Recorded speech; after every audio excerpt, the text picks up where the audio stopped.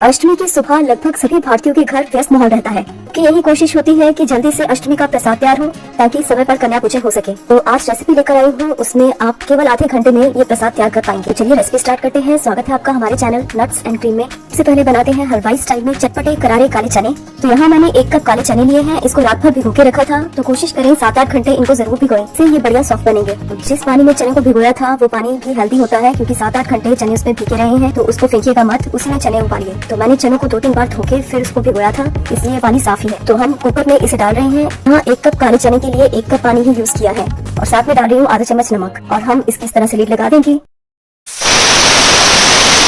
एक विसल आने के बाद कम से कम 15 मिनट आपको इसे लो फ्लेम पे रखना है। अगर आप 20 मिनट रख सकते हैं तो बहुत बढ़िया, नहीं तो 15 मिनट तो कम से कम इसे जरूर रखें। जब तक हमारे चने बॉयल हो रहे हैं तब फूली नरम मुलायम पूरियों के लिए आटा तैयार कर लेते हैं। मैंने यहाँ ली है 1 चिमची। इसमें डालेंगे 1 कप गेहूं का आटा। तो ये वही आटा है जिससे हम नॉर्मली रोटी चपाती बनाते हैं, तो इसकी क्वांटिटी 200 ग्राम के लगभग है। अब इसमें डालेंगे 1/4 चम्मच नमक, 1/4 चम्मच अजवाइन, साथ ही डालेंगे 1 टेबलस्पून ऑयल। तो 2-3 मिनट लगा के इन सब चीजों को बढ़िया से मिक्स करें। ऐसा करने से आपकी पूरी बड़ी ही खस्ता और नरम बनेगी। अब 1 कप पानी लिया है, पानी रूम टेम्परेचर का हो। तो जिस कप से आटा मापा था उसी कप से पानी लिया है। थोड़ा पानी डाल के हम इसे गूंथ लेते हैं। हम इसका एक ऐसा डो तैयार करेंगे जो चपाती से थोड़ा हार्ड हो। तो ज्यादा हार्ड नहीं होना चाहिए, लेकिन रोटी चपाती से थोड़ा सा हार्ड होना चाहिए। तो आटा लगाने में लगभग आधी कप से थोड़ा कम पानी यूज हुआ है। तो आटे को आप रेस्ट पर रखते हैं, पर रेस्ट पर रखने से पहले थोड़ा सा ऑयल इस पे अच्छे से अप्लाई करते ताकि ये ड्राई ना हो, और इसे ढक कर 20 मिनट, कम से कम 20 मिनट की रेस्ट जरूर दें। तो जब तक आटा रेस्ट कर रहा है, लाजवाब सूजी के हलवे की तैयारी कर लेते हैं, जिसे हमने गुड़ डाल कर बनाया है। तो यहाँ मैंने लिया है 1 फ्राई पैन। कोई भी 1 कप या कटोरी सेट कर ले, उसी के अनुसार सारे माप लेंगे। हलवे के लिए टोटल 1 कप घी लिया है। इसमें से 1.5 चम्मच फ्राई पैन में डालेंगे। तो जैसे ही घी मेल्ट होगा, इसमें मैंने डाले हैं 5-6 कटे हुए बादाम।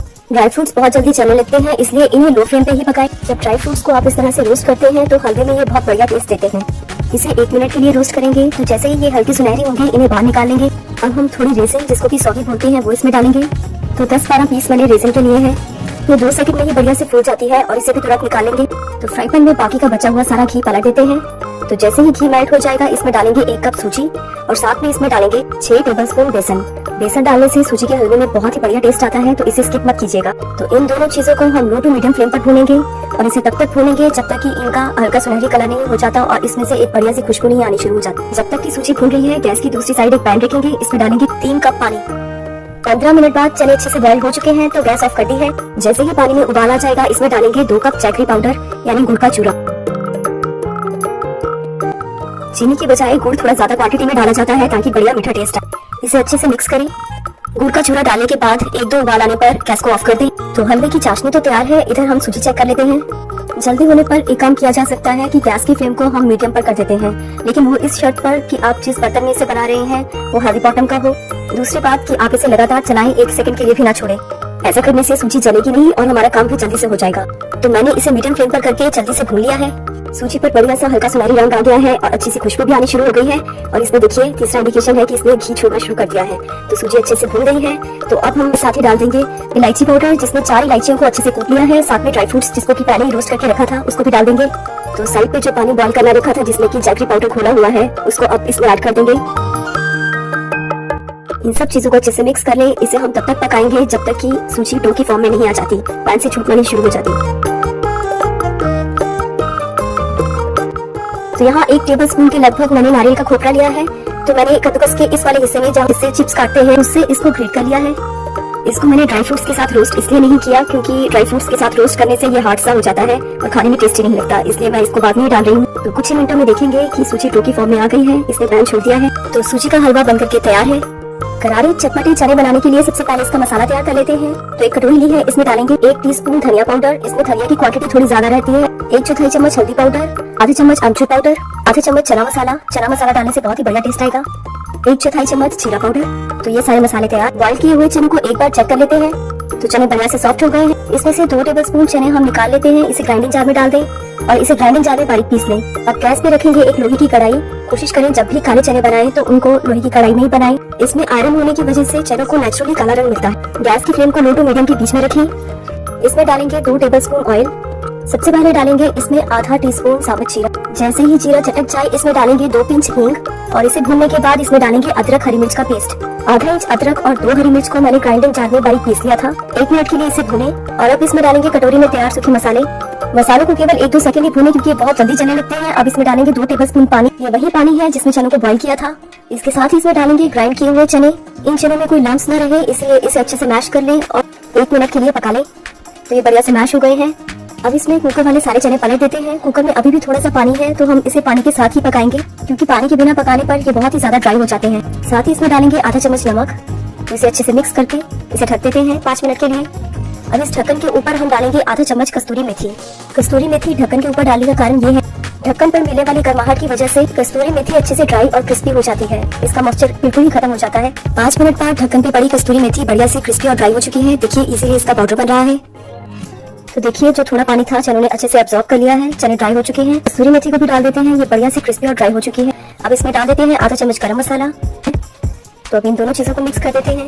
देखिए सारे चनों के ऊपर किस तरह बढ़िया से मसाला कोट हुआ है। इसका कारण ये है कि हमने जो 2 टेबलस्पून चने ग्राइंडिंग जार में ग्राइंड किए थे ये सब उसकी वजह से है। साथ ही डालेंगे इसमें फ्रेश कटा हुआ हरा धनिया। इसे अच्छे से मिक्स कर लें। अब यहाँ एक कद्दूकस लिया है तो इसके चिप्स कटर वाले हिस्से को हम यूज कर रहे हैं और आधा इंच के लगभग अदरक लिया है। इसकी इस तरह से हम बारीक बारीक स्लाइसेस काटेंगे और इन स्लाइसेस को कटर पे लंबा लंबा बारीक काट लेंगे इस तरह से। चनों पर थोड़ा सा फ्रेश कटा धनिया भी डाल रहे हैं। तो अदरक की इन स्लाइसेस से हम चनों के ऊपर अच्छे से गार्निशिंग करेंगे जो देखने में भी बहुत अच्छी लगेगी और खाने में तो ये बढ़िया हो। तो चने भी बन चुके हैं। फाइनली चलते हैं पूरियों की तरफ। जब भी डीप फ्राई का काम करें मस्टर्ड ऑयल में करें, ये हेल्दी ऑप्शन है। मस्टर्ड ऑयल को मैंने कढ़ाई में पलट दिया है। कढ़ाई को मैंने आधे से कम ऑयल से भरा है। मस्टर्ड ऑयल के बारे में तो ये कहा ही जाता है कि इसे धुआंधार गर्म किया जाए। 2-3 मिनट इसका बढ़िया से धुआं निकाला जाए। इससे कच्चे ऑयल में आने वाली महक चली जाती है। तो जब तक कि ऑयल गर्म हो रहा है हम पूरी की तैयारी कर लेते हैं। तो आटे को बढ़िया से रेस्ट मिल चुकी है। एक बार फिर हाथों पर थोड़ा सा ऑयल अप्लाई करके आटे को 3-4 बार हम अच्छे से गूंथ लेते हैं ताकि आटा बढ़िया से चिकना हो जाए। गूंथने के बाद अब इसकी एक बड़ी सी लोई तैयार कर लेते हैं और नींबू साइज के छोटे छोटे टुकड़ों में इसको काट लेते हैं। तो यहाँ मेरे पास नींबू साइज के 13 पेड़े तैयार। अब इन पेड़ों को हाथ के बीच में अच्छे से प्रेस करते हुए इस तरह गोल गोल घुमाते हुए, जिस तरह हम रोटी का पेड़ा लेते हैं वैसे ही गोल करना है, लेकिन इसको अच्छे से हाथ पे दबा के इस तरह से लेना है ताकि इसके अंदर कोई क्रैक्स ना रहे, जो दरारें हैं वो ना रहे। सारी रोटियों को इस तरह से फैला लेंगे। अब तो हम सारी रोटियां अच्छे से हमने चपटी कर ली हैं तो गीले कपड़े से इसे ढक देते हैं। तो एक एक पूरी हम इस तरह से बेलेंगे। पूरी में लगा सूखा आटा ऑयल में जाने के बाद तेल को खराब कर सकता है, इसलिए चकले और बेलन को थोड़े से ऑयल से ही ग्रीस कर लें। तो पूरियों को बेल लेते हैं। तो सारी पूरियों को बेल लिया है। देखिए इसको ना ज्यादा मोटा और ना ही ज्यादा पतला बेलना है। ऑयल भी बढ़िया से गर्म हो गया है। तो अब हम इसे वापस मीडियम फ्लेम पे कर देते हैं और एक एक पूरी इसमें डालते हैं। तो पूरी डालने के बाद इसे कड़छी से इस तरह से हल्का हल्का प्रेस करते हैं। तो देखिए एक एक पूरी बढ़िया से फूलेगी। तो इसे उलट पलट कर दोनों साइड से पका लेते हैं। अब दूसरी पूरी डाल देते हैं। इसे भी सेम कड़छी से इस तरह से हल्का हल्का प्रेस कर देते हैं। इस तरह से ऑलमोस्ट आपकी सारी पूरियां फूलेंगी। बाई चांस 1-2 पूरी नहीं भी फूली तो वो भी इतनी नरम और मुलायम बनेगी कि आप उसे 2 दिन बाद भी खाएंगे तो वो उतनी ही सॉफ्ट और नरम मिलेगी। तो सफर के लिए ये बहुत ही बढ़िया विकल्प है।